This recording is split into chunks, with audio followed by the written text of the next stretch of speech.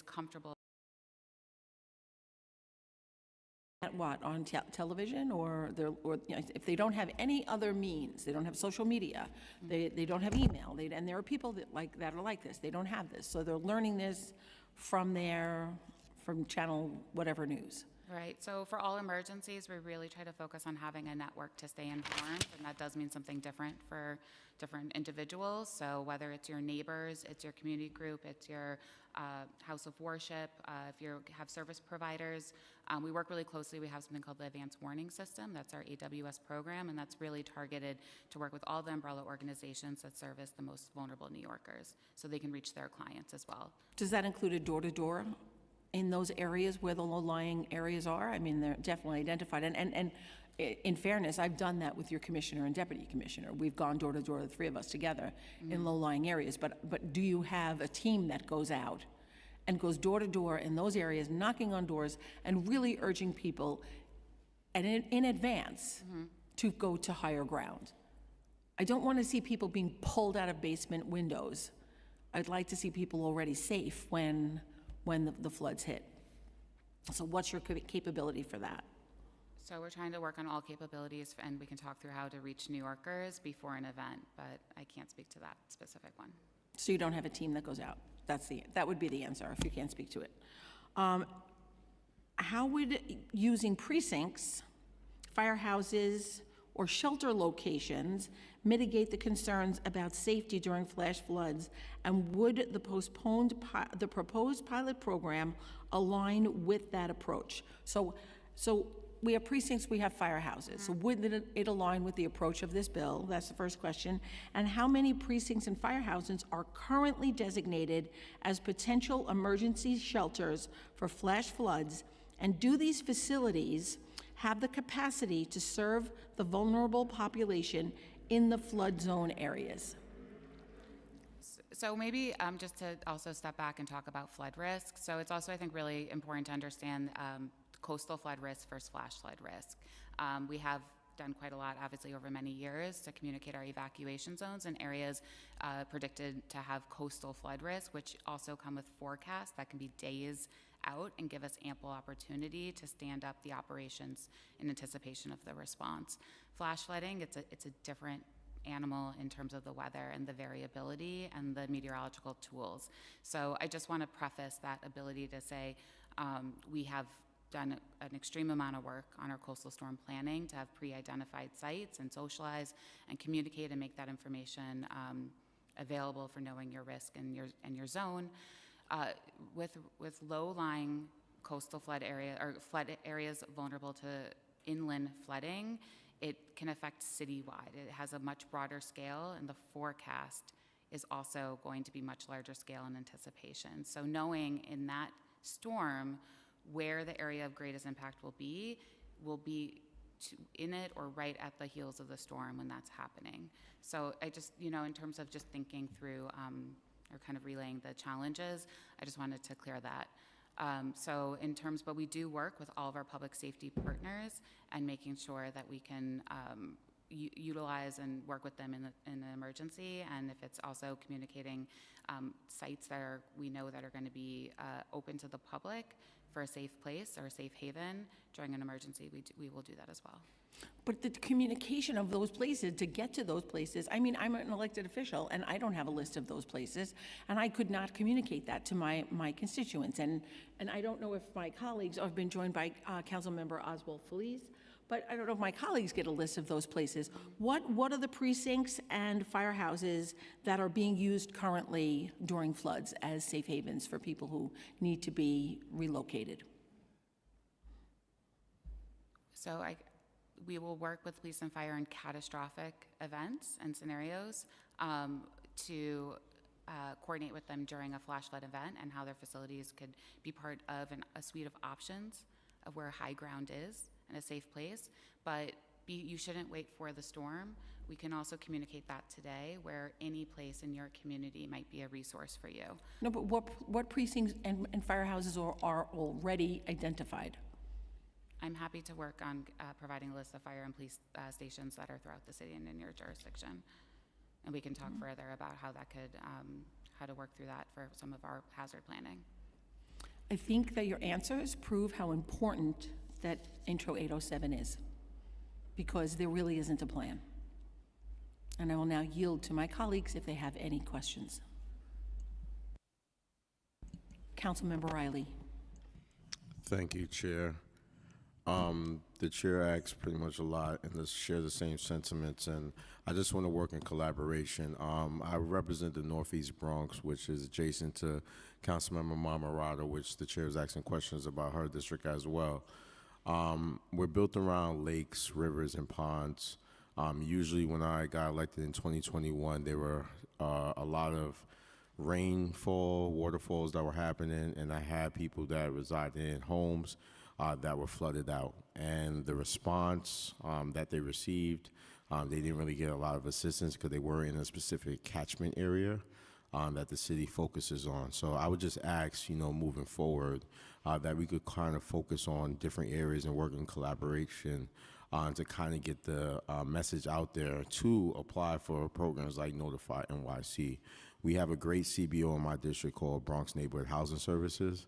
I'm pretty sure that should be like an avenue that you guys could collaborate with anytime homeowners are going through any kind of traumatic situations. They usually go to neighborhood housing services within the district. So that would be a great avenue to partner with, collaborating with our office so we could collaborate with neighbors to let them know about these programs. The issue within our city is that we have a lot of good programs. It's just that a lot of people in the city just don't know about it. They're not cognizant about it. So I guess the question I have is, what other forms of outreach has the city done with other CBOs within New York City to make sure that they are getting the message out there about Notify NYC? Yeah, so we do, and we would love to work with you and work your community and work on how we can help bring our message to increase enrollment, awareness, and emergency planning for all your constituents.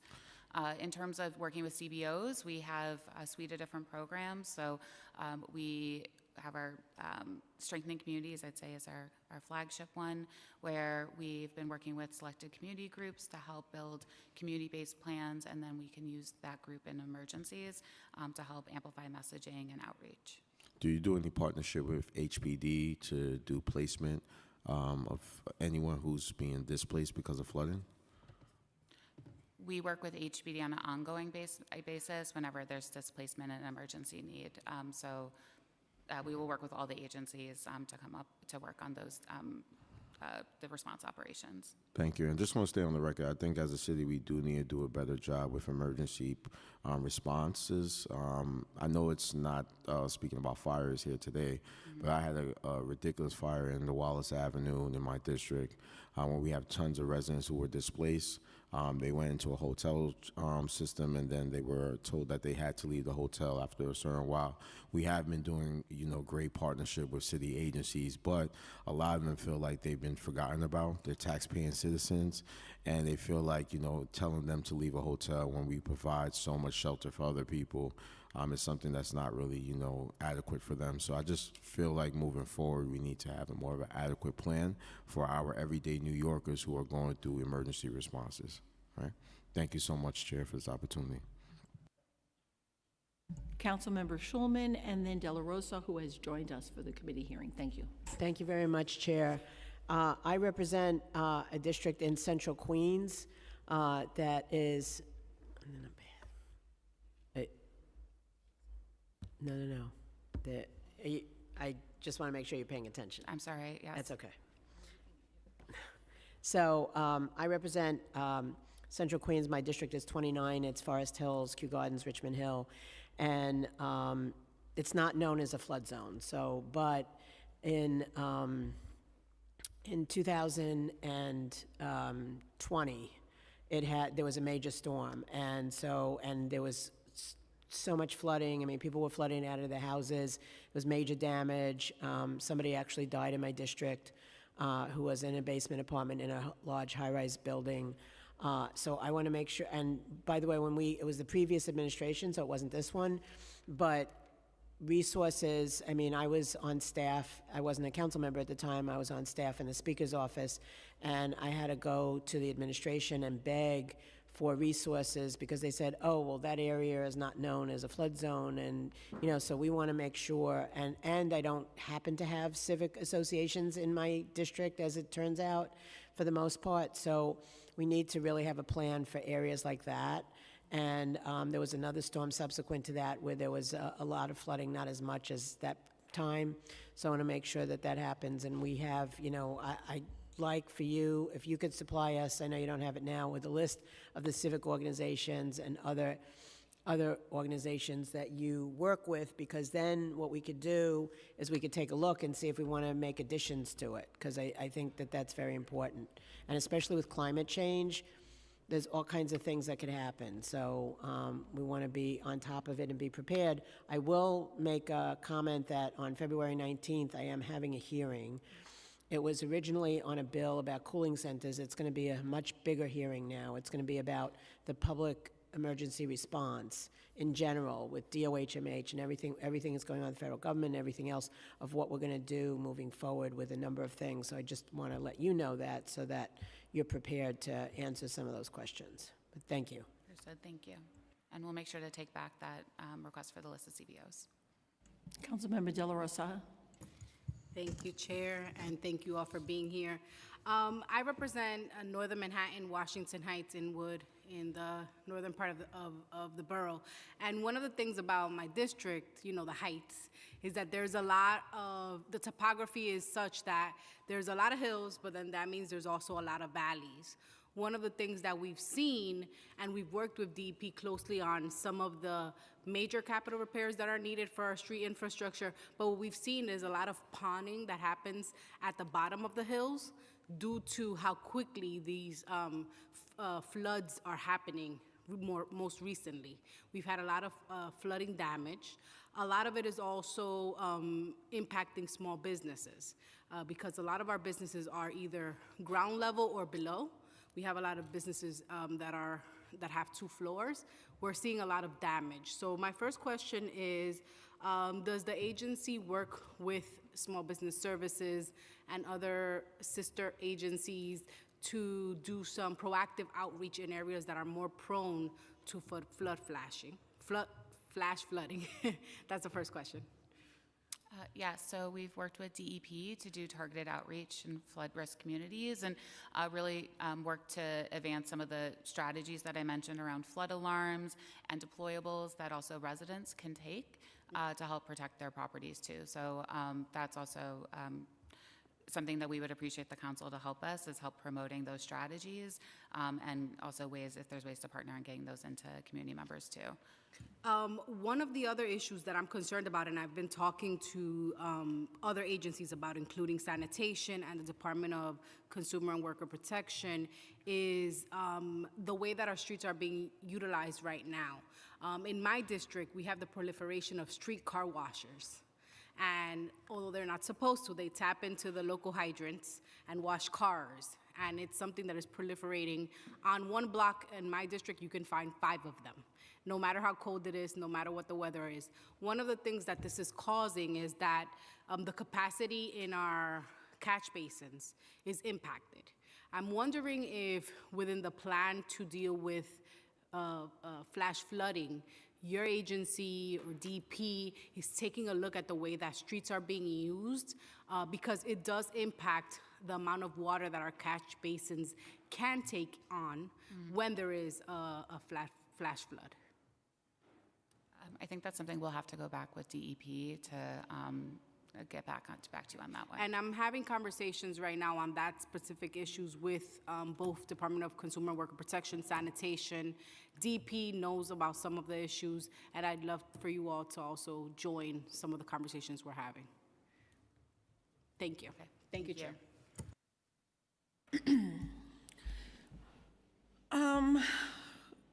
Let's get back to chronic flooding.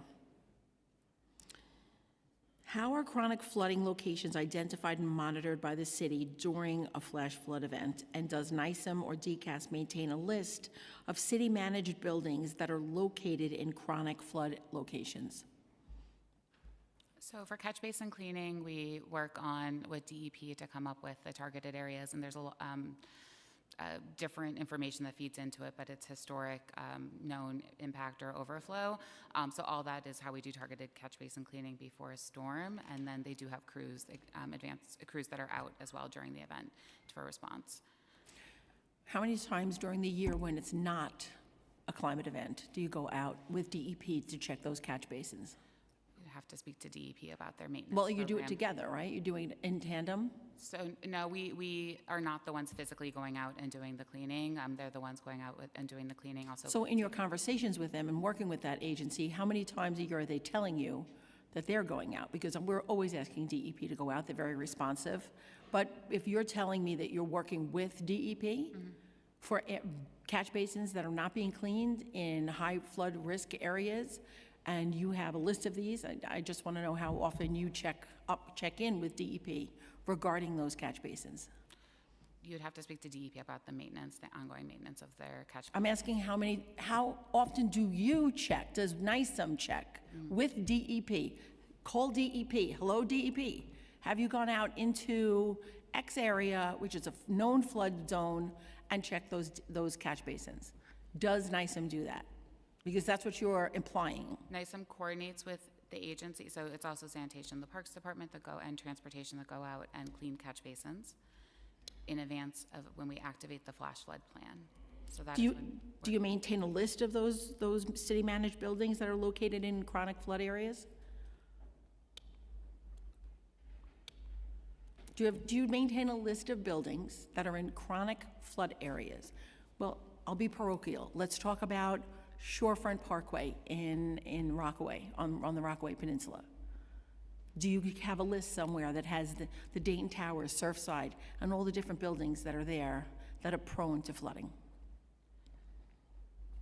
we are able to provide that information to our partners as needed, and we can follow up with you about the status of that list. So then you have a list. I can follow up with you on the status. You don't have a list. Okay, so then if you don't have a list, and you have to follow up with me, and that means that you cannot do public outreach, that means, and you work with DEP, but you don't know how many times a year they go out, that means that there's not real collaboration here. That's what I'm hearing. And I need more collaboration between NISM and all the different agencies. Why? Because people's lives are being lost. And we're very reactionary. And I want to be pro-action. That's how we have to do things.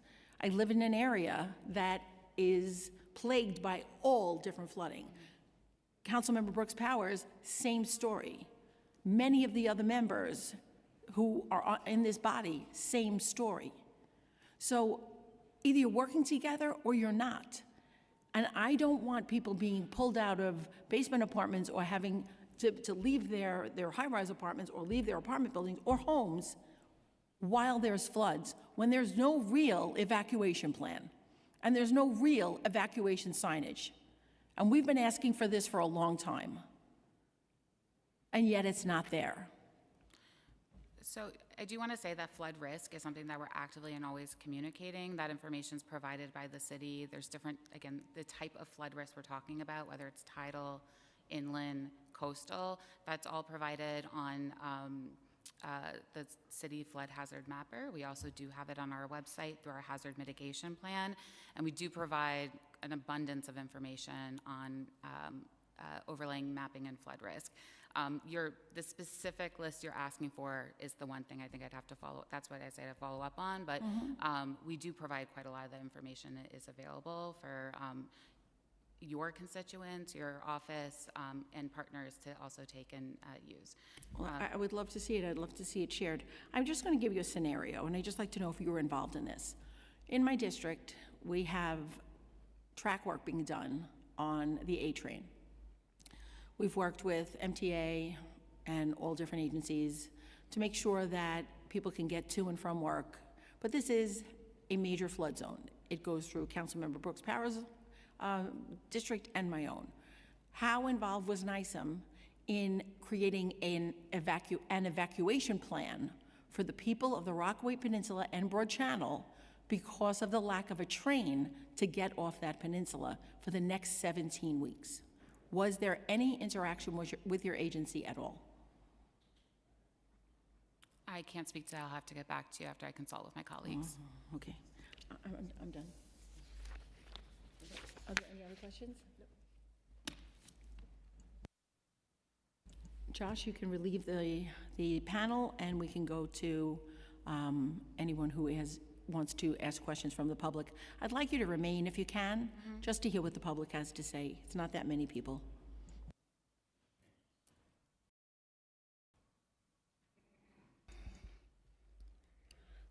We'll now turn to public testimony. If any individuals are in chambers that would like to testify, please go to the Sergeant at Arms and fill out a witness slip.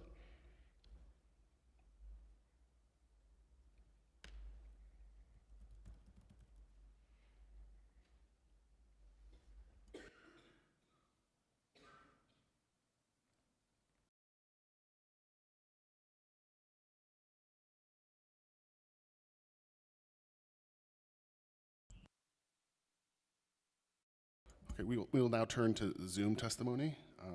Christopher Leon Johnson. Hello, can you hear me? Yes, starting time. Yeah, hello. My name is Christopher Leon Johnson. Thank you, Chair Ariola, for hosting this hearing this afternoon. I'm showing my opposition to Intro 807 that was introduced by Sabina Power, because just like I heard the lady who was part of the OCEM, she just said that, like, you can't control, like, what a flash flood could do. Like, nobody can control when a flash flood is going to happen. No one can control that. The only person that can control what goes on is God. I mean, I hope that, I wonder why people got to start bringing up to saying that, look, a flash flood is a flood that is sent by God. No one in the world, nobody in the city council, so being proud, nobody can never predict what God is going to do next. I'm in Queens right now, in South Owensville Park, Queens, and it's a flood-prone district. But we don't know in that 2 minutes that the sky's going to turn black and it's going to flood right now. Nobody can control that. So it's something that God has the plan with a flood, and nothing could never stop what God has stored for anybody here. And let's make that clear that of course we need shelter just in case that a flash flood ever happens or a chronic flood ever happens. But everybody know that the shelters won't do anything but just keep people under safety, because we got is lack of bathrooms, lack of showers, lack of proper resources. None of that's gonna be there. So the city council need to really go back with the OCEM and really design a real plan of what you guys going to do when anything happens, when a flash flood happens. But just saying that the only way we're going to solve this by providing shelters, it's not going to do anything. But like I said, shelter of the flash floods are all sent by God. That's a divine thing. It's a divine plan. Anytime Your time has expired. Thank God. you. So thank you. Thank you. Enjoy your day. Thank you for your testimony. If anyone else online or present would like to testify, please speak up now. Seeing no one, I will turn back to the chair to close out the hearing. At this time, I'd like to thank our committee counsel, Josh Kingsley, our senior analyst, Will Hungash, and my formidable chief of staff, Phyllis Incerillo, and of course, those both of you who came here to testify today. I will say that this is a committee, and I know you're new, but this is a committee, and I am a chair that doesn't like, I'll get back to you as an answer. So let's just try and do better next time. Thank you. Thank you for having us.